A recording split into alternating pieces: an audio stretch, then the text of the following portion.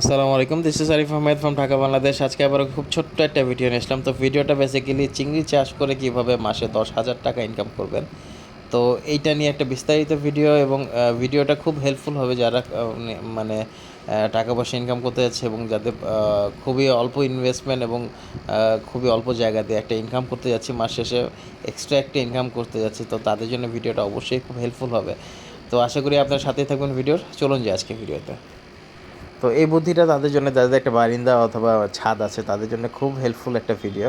তো এটার জন্য বেসিক্যালি যেটা আর কি, খুব স্বল্প পুঁজিতে এবং খুব স্বল্প জায়গাতে আপনারা মাসে সেটা ভালো একটা অ্যামাউন্ট আপনার ইনকাম করতে পারবেন। তো তাদের জন্য ভিডিওটা খুব হেল্পফুল।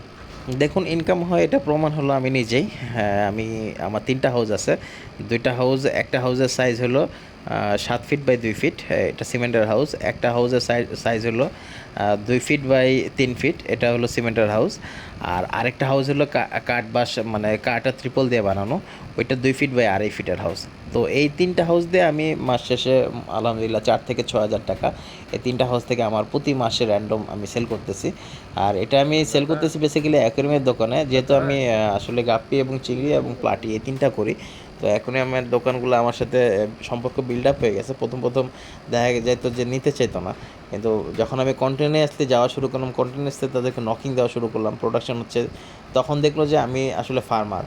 তো তখন দেখা যায় যে তারা নেওয়া শুরু করলো। এবং এখন বেসিক্যালি চিংড়ি আমি মোটামুটি 3টা দোকানে সাপ্লাই দিই, 2টা দোকানে সাপ্লাই দিচ্ছি, এবং অনলাইনেও সেল দিচ্ছি।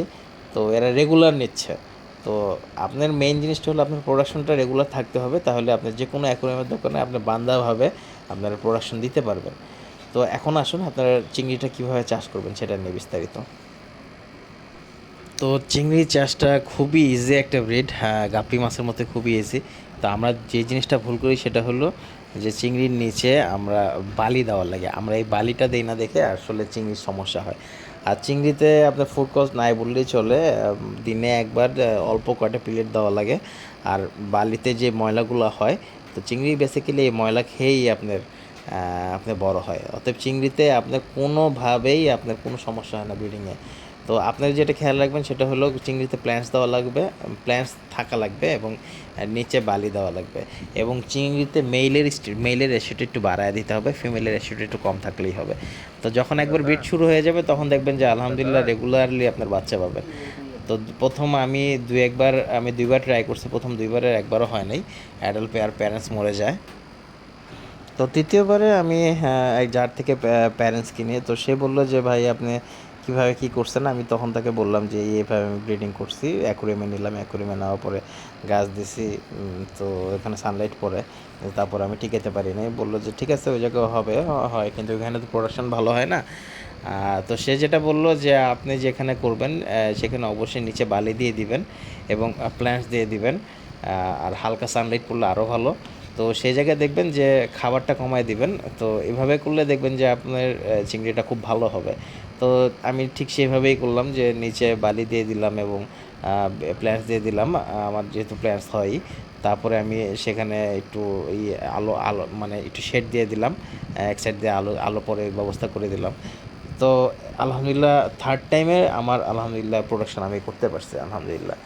তো যেটা আমি বললাম, হ্যাঁ, যে আপনারা একটু ট্রাই করে দেখতে পারেন। আর চিংড়ি নিয়ে আমার 2টা বিস্তারিত, চিংড়ি কীভাবে ব্রিডিং করবেন সেটা নিয়ে 2টা বিস্তারিত ভিডিও আছে, ওই 2টা ভিডিও দেখলে আপনাদের জন্য আরও ইজি হবে। তো যেহেতু আমরা অ্যাকচুয়ালি সবাই ইনকাম কিছু না কিছু করতে চাই, তো তাদের জন্য আর কি এটা খুব ভালো হবে।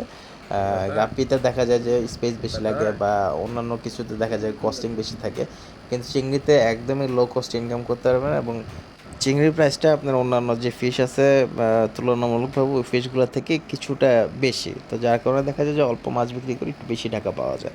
তো আপনারা যদি 4টা হাউস করতে পারেন, 4টা বা 5টা হাউস করতে পারেন, তো ইজিলি আপনারা মাস শেষে 5-10 হাজার টাকা, ইজিলি 8-10 হাজার টাকা ইজিলি ইনকাম করা যায়। তো খুবই ইজি ইনকাম করা, যদি আপনারা একটা ট্র্যাকে থাকেন, একটা লাইনে থাকেন। কিন্তু এখানে মেইন ব্যাপারটা হলো একটু সময় দেওয়া লাগবে। আপনারা যখন বাচ্চা কিনবেন, বাচ্চা না প্যারেন্টসই কেনা যায়, তো আপনার প্যারেন্টস 50-60 টাকা হলে জোড়া পাওয়া যায়। যদি একটু বেশি করে কেনেন তাহলে 50-60 টাকায় পাওয়া যাবেন প্যারেন্টসে, যে কোনো দোকান থেকেই কিনতে পারবেন।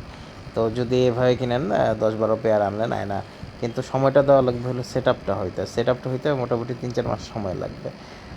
তো শুরু করে দিতে পারেন সময় নষ্ট না করে।